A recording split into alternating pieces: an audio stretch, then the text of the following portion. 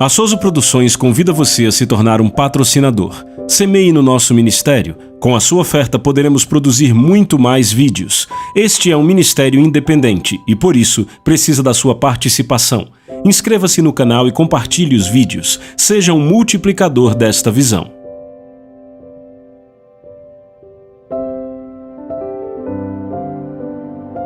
Os versículos usados nos vídeos que traduzimos nem sempre correspondem a versões em português. Muitas vezes precisamos traduzir do original em inglês para fazerem sentido no contexto do vídeo. Vamos abrir nossas Bíblias em Mateus capítulo 7. E deixa eu te dizer isso.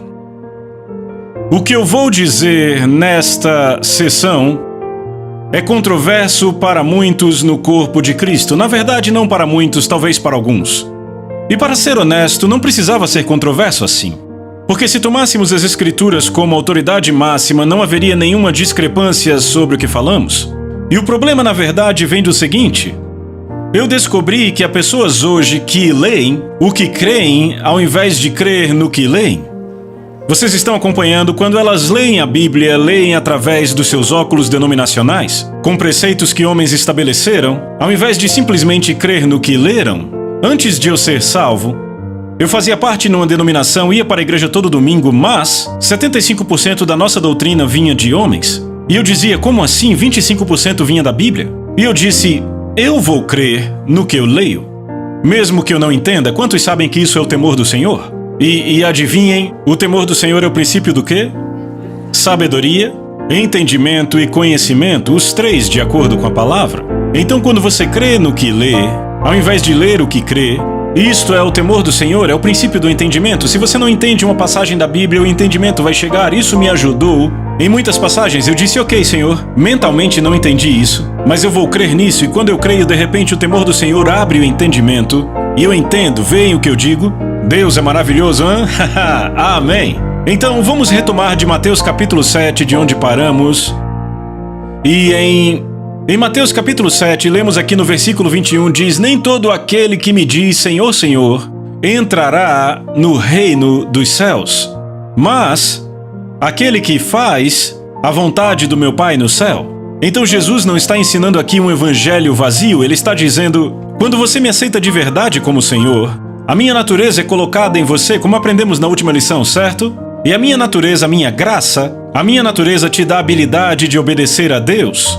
Não, no Velho Testamento, se você matasse alguém, você seria morto, mas debaixo da graça, como será? Se você discriminar ou odiar alguém, se você odeia alguém, a Bíblia diz no Novo Testamento você é um assassino, mas no Velho não. No Novo Testamento, só de olhar uma mulher e desejá-la, você está adulterando, no Velho não, tinha que ir com ela para a cama. Por quê? Porque a graça nos dá a habilidade de viver para Deus de coração, ela funciona de dentro para fora, vocês estão comigo? Então ele diz no versículo 22, muitos dirão para mim naquele dia, note que não são poucos, não são alguns, mas muitos. Muitos dirão para mim naquele dia, qual é esse dia? O dia do julgamento. Estão acompanhando? Muitos dirão para mim naquele dia, Senhor, Senhor, não profetizamos em teu nome? Note que é em nome de Jesus, não em nome de Buda.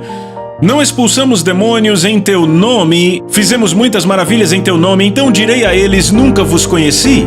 Nunca vos conheci, apartai-vos de mim, vocês que praticam injustiça. A palavra grega para injustiça é a palavra anomia, que se escreve A-N-O-M-I-A e significa simplesmente agir de forma contrária à lei ou à vontade de Deus. Apartai-vos de mim, nunca vos conheci, vocês que praticam injustiça, então percebam. A palavra é praticam, repitam, praticam. Ele não está falando de alguém que apenas tropeça, que não peca corriqueiramente.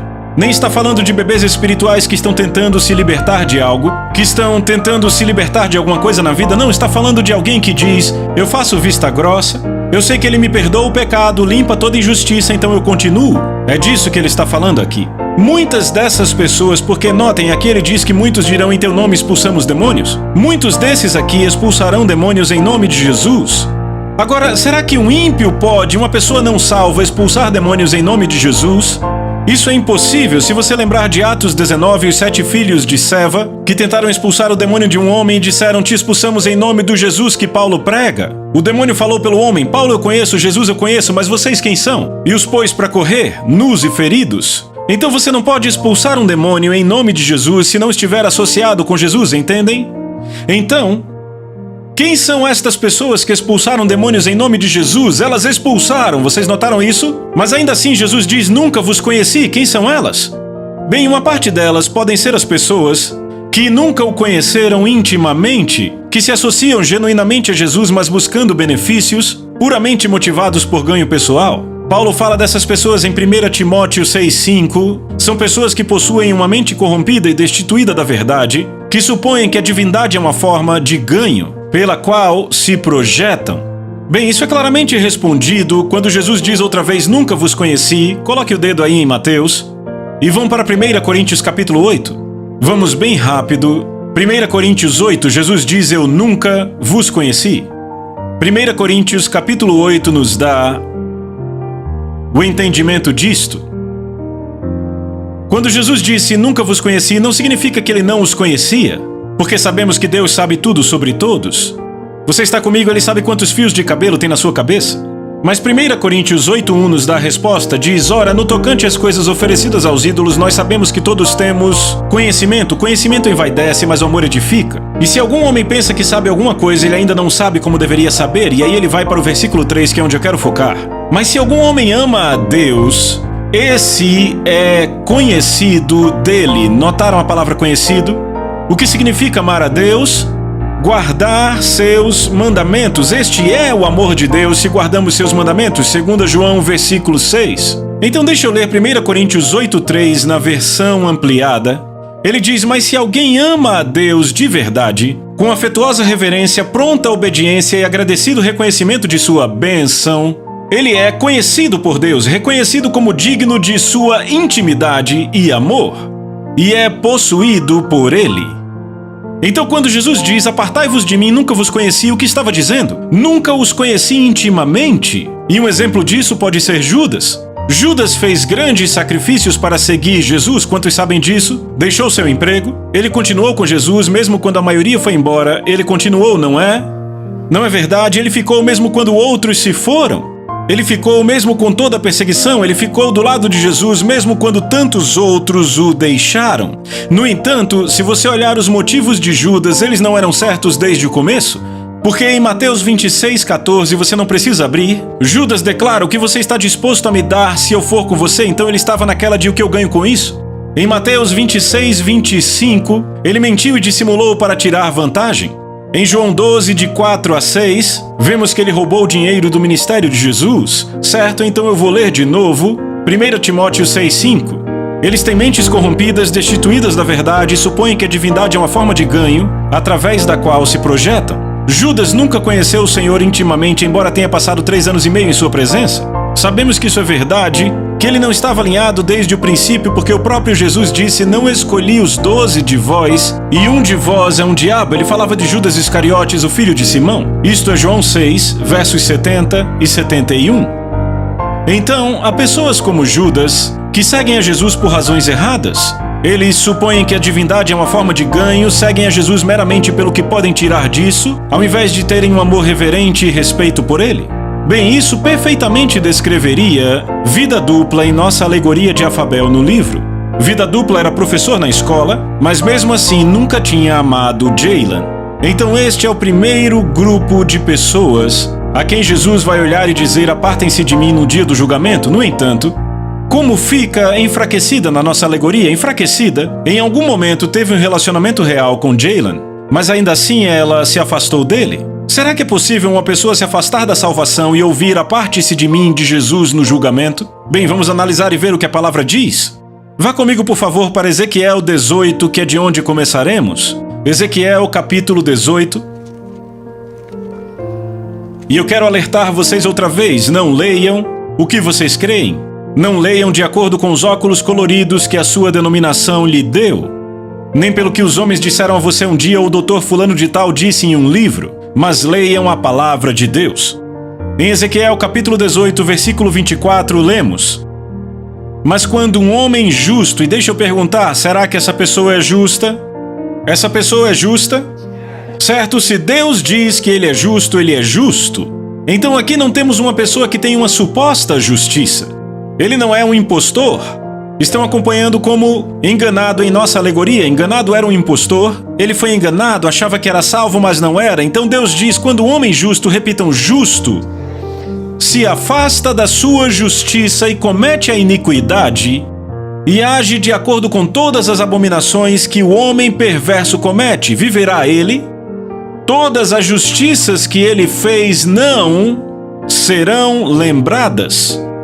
Por causa da infidelidade, da qual é culpado, e do pecado que ele cometeu, por causa destes ele irá morrer. Agora notem que Deus diz que todas as justiças que ele fez não serão lembradas. Eu não sei quanto a vocês, mas quando Deus diz que não vai se lembrar de algo, é como se ele nunca tivesse conhecido aquilo. Quantos sabem, falamos muito disso, que quando nascemos de novo, Deus diz, dos seus pecados não me lembrarei mais, em Hebreus, certo? Se você chegar a Deus e disser, Deus, você lembra o que eu fiz antes de conhecer Jesus? Ele vai dizer, eu não lembro. É como se nunca tivesse acontecido para ele. Quando Deus esquece o pecado de alguém, é como se nunca tivesse acontecido, mas quando ele esquece a justiça de um homem, sabe o que ele diz? É como se nunca tivesse acontecido, o que ele diz é, ele irá morrer. Estão comigo? Vamos juntos em Tiago, capítulo 5. Tiago, capítulo 5, verso 19, diz, irmãos, olhe para cá, por favor. Quando Tiago diz irmãos, ele está falando com irmãos verdadeiros ou supostos irmãos. Para irmãos verdadeiros, ele diz, irmãos, se alguém dentre vós, então alguém dentre quem? Os irmãos. Se tem desviado da verdade, repita comigo, desviar. Diga de novo. Essa é uma palavra muito importante, lembrem dela. Irmãos, se alguém dentre vós se tem desviado da verdade e alguém o converter, saiba ele que aquele que converte um pecador, é interessante, ele chama a pessoa que é um irmão e se desvia da verdade de pecador. Do erro do seu caminho, salvará da morte uma alma e cobrirá uma multidão de pecados. Eu acho que está muito claro. Então, Provérbios 21, versículo 26, eu não vou abrir lá, eu vou ler para vocês da versão da Bíblia Ampliada. É um versículo maravilhoso em qualquer versão, mas vamos na Bíblia Ampliada. Ele diz, o homem que se desvia, repita, desvia. Lembrem do que Tiago disse, se alguém dentre vós tem se desviado da verdade, certo? Provérbios 21:16 diz, o homem que se desvia do entendimento habitará na congregação dos espíritos dos mortos.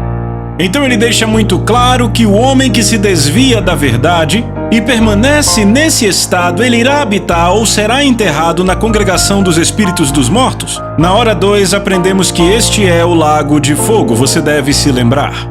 Vá comigo para Apocalipse capítulo 3.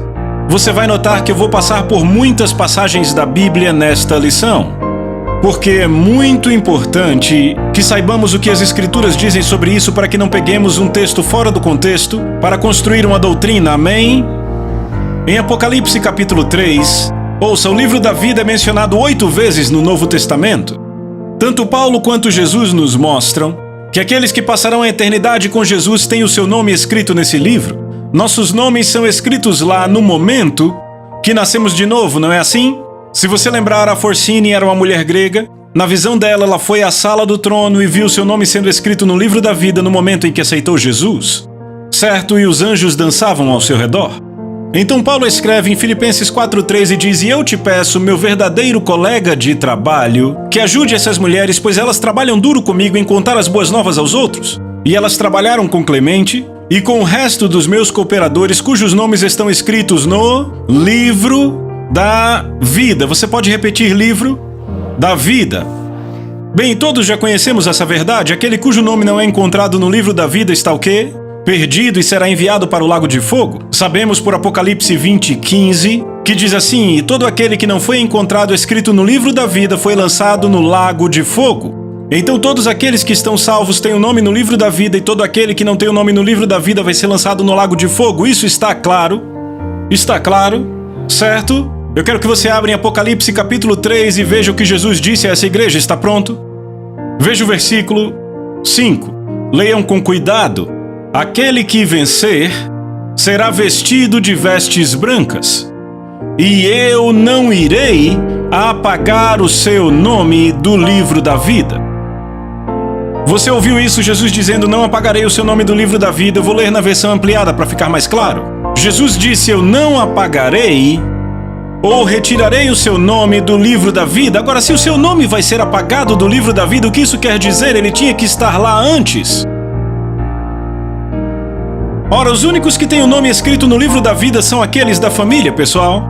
Não os enganados, não os impostores, só aqueles que são genuinamente da família. Ainda estão aqui? Jesus disse: eu não apagarei o seu nome do livro da vida. Se ele diz que essa é uma possibilidade, ele está avisando a igreja toda sobre isso. Estão comigo? Ele diz: você tem um nome? E ele está trazendo uma repreensão aqui, mas toda vez que Jesus traz uma repreensão, ele traz esperança. Eu amo isso. Não é ótimo? Ele sempre puxa até a raiz, mas planta onde estava a raiz. Ele sempre cava, mas ele constrói onde cava, não é? Eu amo isso, eu fico muito empolgado, amém? Vá comigo, por favor, para Hebreus capítulo 6. Enquanto você está achando, eu quero compartilhar com vocês o testemunho do irmão Kenneth E. Hagin. Kenneth Hagin é um homem que eu respeito muito, muito mesmo. Ele foi para casa para estar com o Senhor há alguns anos.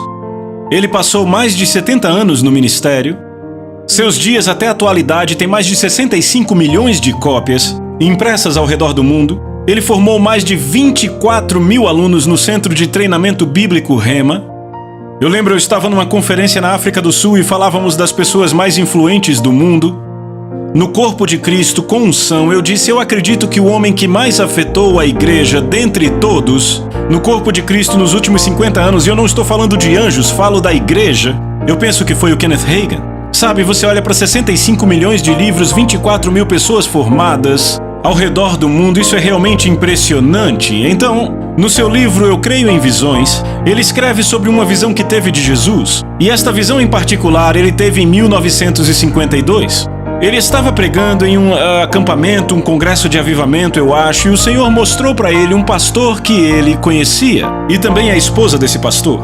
E a esposa desse pastor tinha caído no engano que a sua beleza e talento estavam sendo desperdiçados no ministério e seriam melhor utilizados no mundo.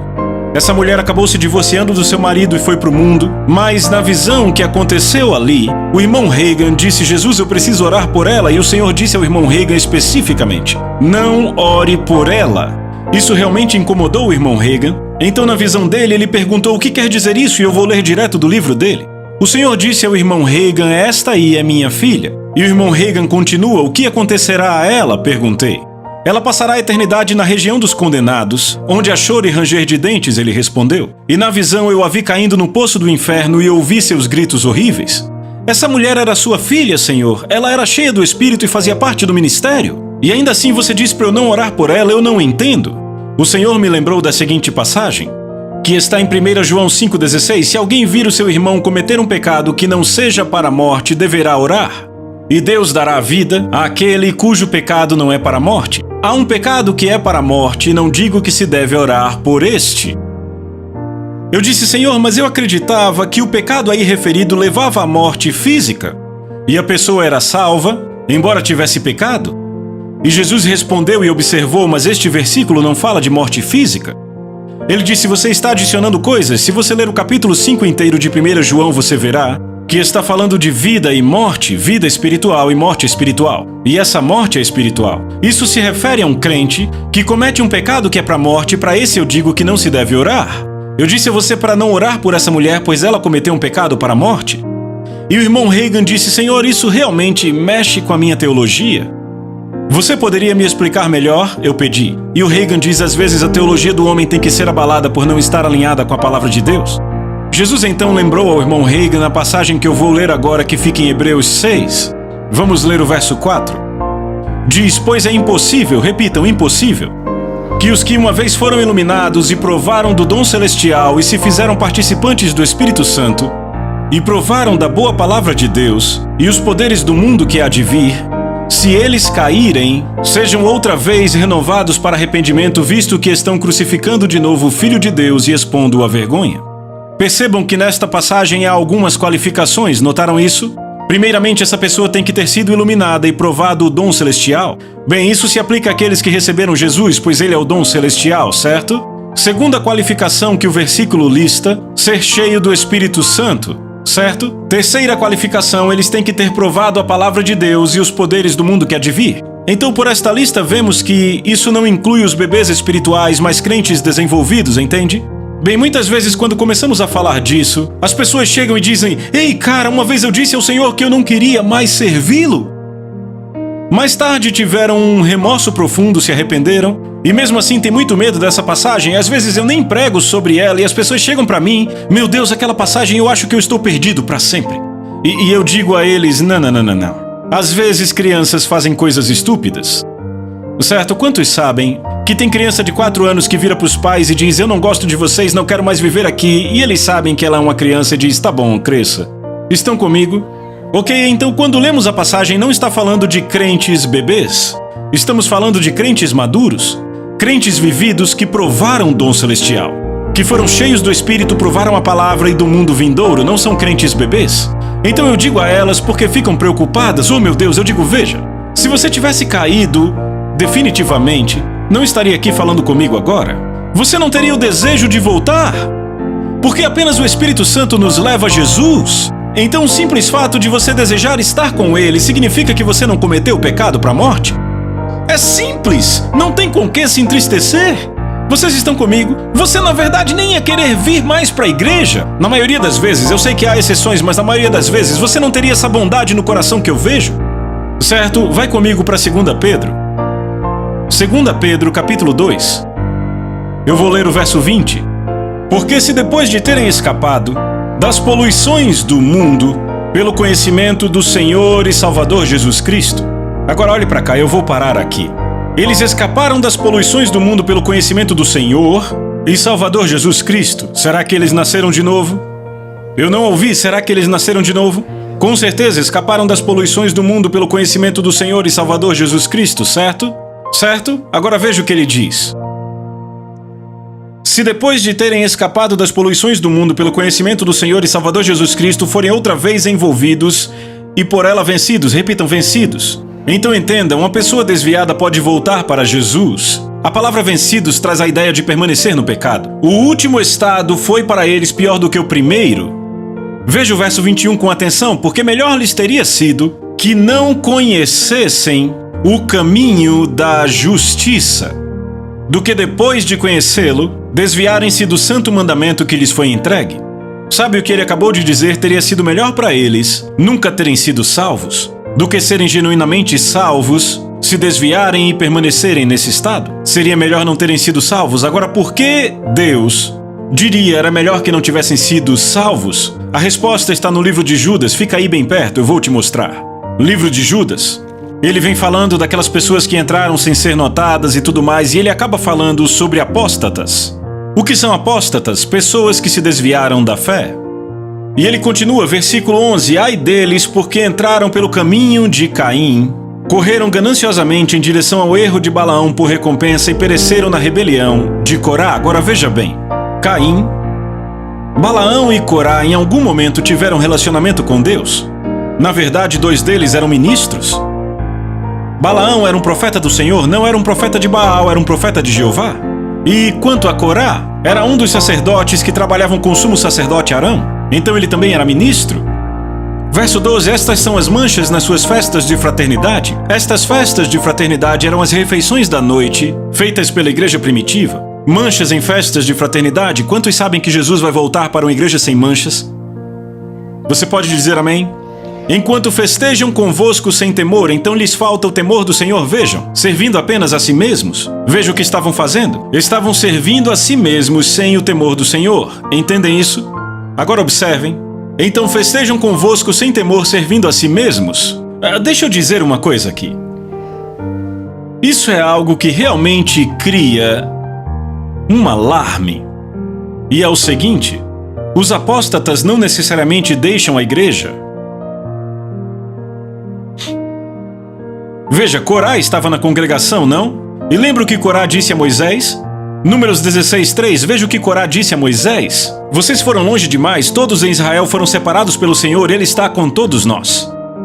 Então Corá disse isso um dia, antes da terra se abrir e o engolir. O Senhor está com todos nós. Todos somos santos. Ou seja, às vezes as pessoas se desviam permanentemente de Deus e podem continuar na igreja. Esse é o maior perigo, sabe por quê? Por isso que Judas escreveu a carta. Porque eles têm um tipo de vida que influencia os bebês, influencia os machucados, influencia aqueles que possivelmente, de alguma forma, são vulneráveis, com o seu estilo de vida. Um estilo de vida vivido completamente longe de Deus, totalmente para si mesmos e sem o temor do Senhor. E a influência deles se espalha como câncer. Por isso são mais perigosos. Não são os apóstatas que deixam a igreja, mas os que permanecem na igreja que são mais perigosos. Não são aqueles que vão para o ministro e dizem: eu acho que eu me desviei do Senhor, eu acho que não, eles nunca fazem isso, porque só servem a si mesmos. Na verdade, estão vivendo num extremo estado de engano. Entendem isso? Estas são as manchas em suas festas de fraternidade, festejam convosco sem temor, são nuvens sem água, ou seja, têm a aparência externa, mas não têm a substância. Sabem falar, mas não têm amor. Boa pregação, amém? São nuvens sem água levadas pelos ventos, e eu tenho notado que esses caras estão nas igrejas maiores e mais modernas. Que nova doutrina está surgindo, que novo isso, que novo aquilo. Entendem? Árvores de outono sem fruto, não há mais fruto, não há mais fruto. Lembra que Jesus disse que os conhecerão pelo fruto?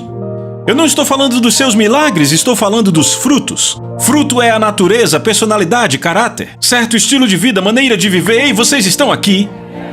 Paulo disse: sigam o que? Minha maneira de vida, meu propósito, meus sofrimentos, minha perseverança.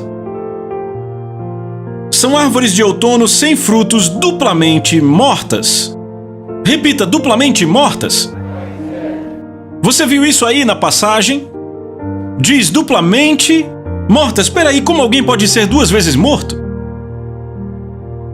Estavam mortos, perdidos em pecado, encontraram Jesus, nasceram de novo, receberam a vida de Deus e aí se tornaram mortos de novo? Só dá para morrer duas vezes assim? Duplamente mortas. Tá bem claro para mim? Desarraigadas, ondas impetuosas do mar que escumam a sua própria vergonha, estrelas errantes para as quais o negrume das trevas está reservado para sempre. A maior punição no lago de fogo está guardada para aqueles que um dia o conheceram e se desviaram. O negrume das trevas para sempre. Isso é confirmado por Jesus. Vá comigo para Lucas capítulo 12. Notaram que estamos abrindo em muitas passagens? E é impressionante como as pessoas se agarram a essa segurança incondicional eterna, tipo, a salvação não se perde, mesmo vivendo em fornicação, usando drogas. Ainda são salvas, fizeram a oração? Se apegam apenas a uma passagem, nunca te deixarei nem abandonarei, e baseiam toda a sua eternidade e o seu futuro nisso. Jesus disse: nunca te abandonarei, mas ele não disse que você podia abandoná-lo. Lucas 12, versículo 42. Disse o Senhor: quem é, pois, o mordomo fiel e prudente, a quem o Senhor confiará os seus conservos para dar-lhes o sustento a seu tempo? Bem-aventurado aquele servo a quem o seu Senhor, quando vier, o achar fazendo assim. Verdadeiramente vos digo que lhe confiará todos os seus bens. Agora veja o verso 45. Mas se aquele servo... Agora olhe para cá. Jesus chama essa pessoa de servo. Ele não diz que é um impostor, não diz que é um estranho, não diz que vem de fora. Ele é um servo na casa de Deus. Estão vendo isso? Mas se aquele servo disser consigo mesmo: meu Senhor, notem, meu Senhor, ele é aquele que confessa Jesus como Senhor, certo? Ele é chamado de mordomo fiel pelo próprio mestre. Disser consigo mesmo: meu Senhor tarda em vir, e passar a espancar os criados e as criadas, a comer, beber e embriagar-se, ou seja, servir ao Senhor sem temor para si mesmo e passar a tirar vantagem das pessoas. Seu fruto é tirar vantagem das pessoas para ganho próprio. Verso 46, virá o Senhor daquele servo em dia em que não o espera. Não é interessante isso? Jesus diz: eu terei certeza que hoje ele não está me esperando. E em hora que não sabe, castigá-lo-á, lançando-lhe a sorte. Vejam isso, lançando-lhe a sorte com os infiéis. Viram isso? Sabemos quem são os infiéis. Em nossa alegoria no livro, é o independente. Agora veja, 47, aquele servo, porém, que conheceu a vontade do seu Senhor, ele conheceu a vontade do Senhor, ele conheceu a palavra, e não se aprontou, nem fez segundo a sua vontade, será punido com muitos açoites. Repitam, muitos açoites. Aquele, porém, que não soube a vontade do seu Senhor e fez coisas dignas de reprovação, levará poucos açoites. Olhe para mim. O negrume das trevas está reservado àquele que conhece a vontade do Mestre e permanentemente se desvia. Vocês ainda estão aqui? Então eu te digo, as Escrituras nos alertam sobre a grande apostasia que ocorrerá entre os crentes nos dias em que vivemos, certo? Porque sabemos a partir de 2 Tessalonicenses 2:3, ninguém vos engane de maneira alguma, pois aquele dia, ele está falando do dia do Senhor, não virá sem que primeiro venha a apostasia. Repitam, apostasia. Ela vem primeiro. Então, pouco antes da segunda vinda de Cristo, haverá uma grande apostasia, certo? 1 Timóteo 4, versículo 1 diz: mas o Espírito expressamente diz que... Repitam, expressamente. Não, repita, expressamente. O Espírito expressamente diz que nos últimos tempos alguns deixarão a fé. Por favor, olhe para cá. Se o Espírito Santo diz que alguns apostatarão ou deixarão a fé, ele não está falando de uma fé falsa. Para você abandonar a fé, você tem que estar na fé. Se eu, por exemplo, eu preguei na Hillsong semana passada em Sydney, Austrália, mas eu tive que partir de Los Angeles e eu voei para Sydney, certo? Eu não poderia ter partido de Los Angeles se antes eu não estivesse em Los Angeles. Então o Espírito Santo diz: alguns apostatarão da fé, então eles têm que ter estado na fé. Estão comigo? Certo, só para saber, vamos para 2 Timóteo 4, veja o verso 3. Porque virá o tempo em que não suportarão a sã doutrina, mas segundo seus próprios desejos, repitam, próprios desejos, amontoarão para si mestres, tendo comichão nos ouvidos, e desviarão os seus ouvidos da verdade, voltando às fábulas. E a palavra fábula significa uma mera fala, uma invenção, uma falsidade ou um mito. Então não são apenas histórias, estão acompanhando? Pode ser simplesmente uma falsidade, você pode dizer amém? Certo? Agora eu quero dar uma olhada nos escritos de alguns pais da igreja antiga. Eu estou falando de caras que foram discipulados por João, por Paulo, por Pedro, nos primeiros 300 anos da igreja. Alguns foram discípulos diretos deles, outros depois de 2 ou 3 gerações. O primeiro que eu quero falar é Clemente de Roma. Na verdade, quando eu falei do versículo que fala do livro da vida, no qual Paulo cita Clemente, ele está falando desse cara, certo? Clemente diz: pratiquemos então a justiça para que possamos ser salvos até o fim. Agora outro Clemente, o de Alexandria, disse: mesmo no caso de alguém que praticou as maiores boas obras em sua vida, mas no final mergulhou de cabeça na maldade, todas as suas obras anteriores não têm nenhum proveito para si, pois no clímax do drama abriu mão da sua porção. Tertuliano disse: alguns pensam que Deus é obrigado a entregar até mesmo aos indignos o que ele prometeu dar, e por isso transformam liberdade em escravidão, pois não é verdade que muitos no final decaem da graça? Não é este dom retirado de muitos?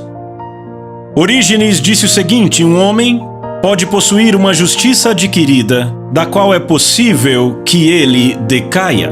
Ireneu disse: aqueles que não obedecem a ele, sendo deserdados por ele, deixaram de ser seus filhos. Sabe, muita gente me diz, quando eu falo isso, dizem: John, você é arminiano? Eu meio que rio e digo: não, eu sou cristão. Este é um termo, e o dicionário dá a definição, relacionado à teologia de Jacó Armínio e dos seus seguidores que rejeitaram as doutrinas calvinistas da predestinação e eleição, e que creem que o livre-arbítrio do homem é compatível com a soberania de Deus. Jacó Armínio nasceu em 1560 d.C. E sabe, pessoal, é muito tempo depois desses escritos que eu li aqui. Então você também vai chamá-los de arminianos? Vai chamar Clemente, Tertuliano, Orígenes, João, Pedro? Bem, eu fico muito triste quando ouço pessoas dizendo isso, porque estão agindo como fariseus que congregavam ao redor de escolas de pensamentos, ao invés da verdade. Jesus pregou a verdade, João Batista pregou a palavra de Deus, e por isso falavam com autoridade. Não me importa o que o doutor fulano diz, ouçam, eu estou aqui com a palavra de Deus, no que você quer crer? Estão comigo? Sabe, eu creio pessoalmente que essa é uma das doutrinas dentro da igreja que mais fazem as pessoas se desviarem. Eu lembro do meu próprio filho tendo senso suficiente, eu acho que na 4ª série, os professores dele ensinavam sobre essa segurança eterna e incondicional, e lá está meu filho na 4ª série, olha pro professor e diz: peraí, você está dizendo que um cara que usa drogas, que dorme com a namorada, continua salvo, e o professor, ele perdeu o testemunho dele, mas continua salvo? E até o meu pequeno filho na 4ª série olhou pra mim e disse: pai, isso é ridículo! Porque ele tinha senso suficiente para ler a Bíblia, estão comigo? As pessoas ficam bastante preocupadas, sabe? Falamos disso e elas ficam assustadas. Não precisa ficar assustado. Sabe por quê? Me diga, quem em sã consciência quer sair disso? O que faria você querer sair desse relacionamento maravilhoso com Jesus? Não passa nem pela sua cabeça. Quer dizer, quem quer voltar para o mundo? Não, tipo, bem estranho. A Bíblia diz que alguns vão fazer isso, mas ouçam. Se seu coração está em Deus, nunca. Quando você diz: Senhor Jesus, eu te amo mais do que qualquer pessoa ou qualquer coisa, ouçam. Você não vai parar, sabe por quê? Aqui vão boas notícias. Você está pronto para isso, vai lhe trazer conforto. Vai para Judas. Judas declara, depois de falar dos apóstatas no versículo 20, mas vós, amados, note que ele chama de amados, edificando-vos na vossa fé santíssima, orando no Espírito Santo, guardai-vos, repitam, guardai-vos. Diga com empolgação, guardai-vos. No amor de Deus, esperando a misericórdia do nosso Senhor Jesus Cristo para a vida eterna. Sabe o que nos mantém? Quando você se mantém no amor de Deus, sabe que a volta de Cristo pode ser a qualquer momento. O que aconteceu com o servo? Ele disse: meu mestre demora a vir.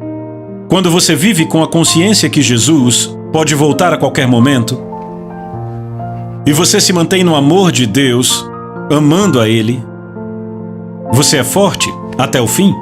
Porque ouça o que Judas continua dizendo, são meus 2 versículos favoritos da Bíblia. Ora, há aquele que é poderoso para impedir-vos de cair.